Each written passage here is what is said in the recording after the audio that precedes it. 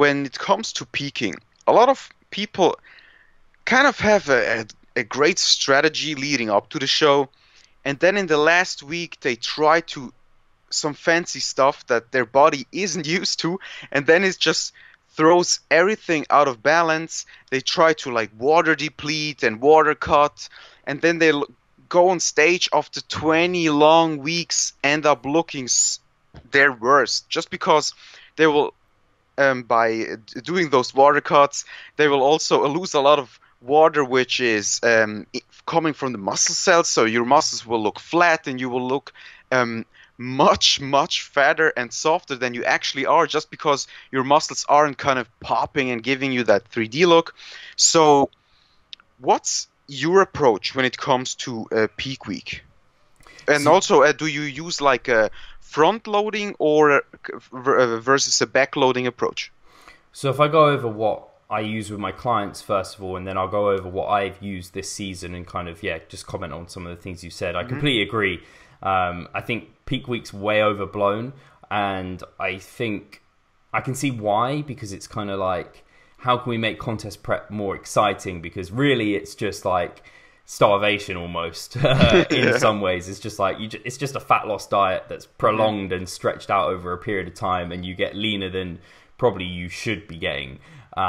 So I can see why people find it exciting and interesting, and especially when there are different approaches out there, it makes it variety, just makes it more exciting. But with my clients, I'm very conservative, I'd say.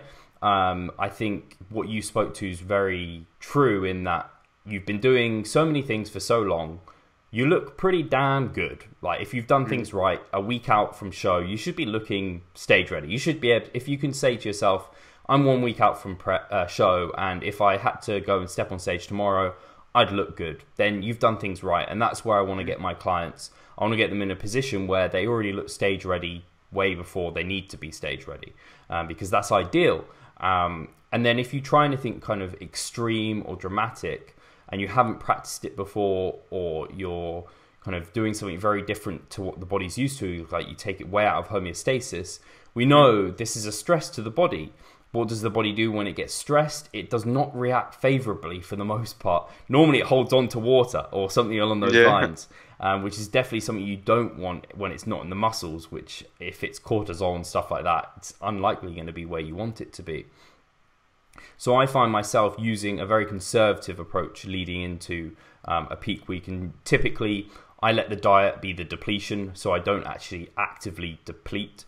I might lessen their training, so they're kind of in a bit of a deload almost, and they're coming and reducing cardio, and kind of then normally it's about 3 or 4 days out from their show, depending on kind of the person, how we've been doing things, whether we've been using refeeds and using that as feedback. I then will load them with an amount that would bring them to maintenance or slightly above with carbohydrates, keeping protein, fat level, keep water, sodium level through the whole week. Don't change any of these aspects. Just manipulate carbohydrates and training. And then through kind of the morning and the night, get pictures through those days leading into the show. So then I know kind of how they're looking. Do they look like they've spilled over a little bit? Do we need to clean up? By that I mean like reduce carbohydrates slightly, or can we pump them full of more, because we need them to hold on to more water and glycogen and to look fuller.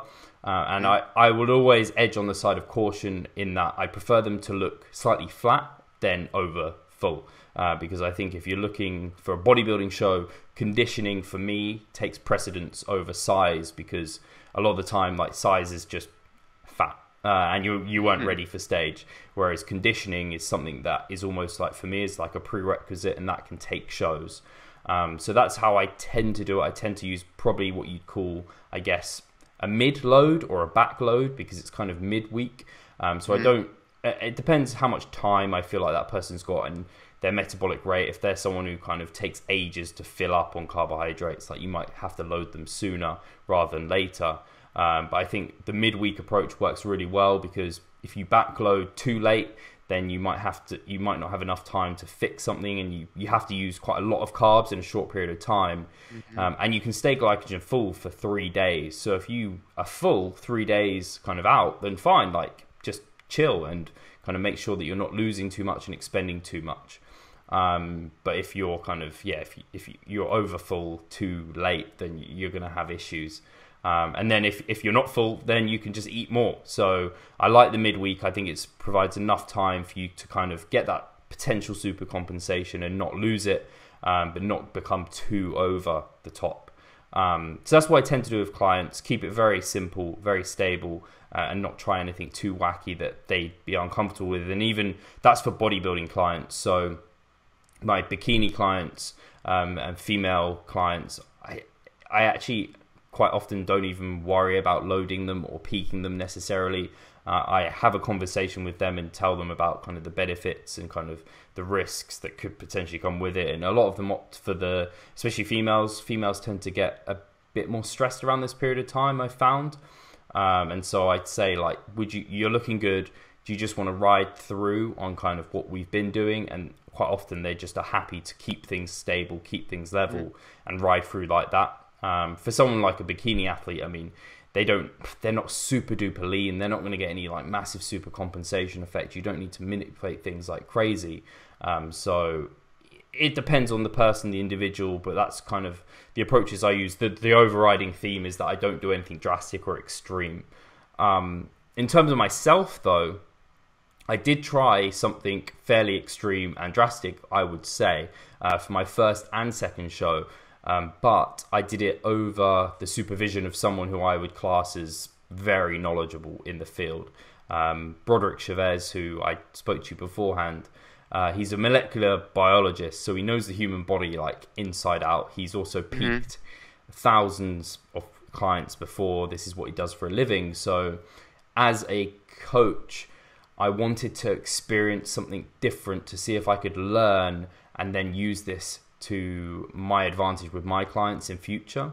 And I knew he'd be a good person to try it with. So I was kind of using my body as a bit of an experiment, because I wouldn't do anything with my clients that I hadn't done myself.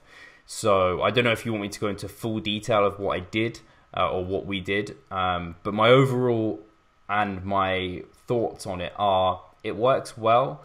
Is it worth the potential risks? I'm not sure. I'm not sure I would use it in future. And for my actual finals, I'm doing something very conservative and almost likely not peaking. I'm actually kind of reverse dieting, as it were, right now, or a metabolic building phase, people might have heard it called, where I'm just reducing that deficit, kind of going to come to about maintenance before the show. So I'm kind of in a peaked state, as it were, without having to go through the kind of depletion and aiming for super compensation, which should provide a really kind of, this is kind of similar to what I do with my bikini athletes, a really stress-free kind of environment in which you just look kind of good all the time, which is kind of exciting. And I'm glad I've been able to do so many shows and try so many different approaches to learn for myself, and then also, and apply it for my clients.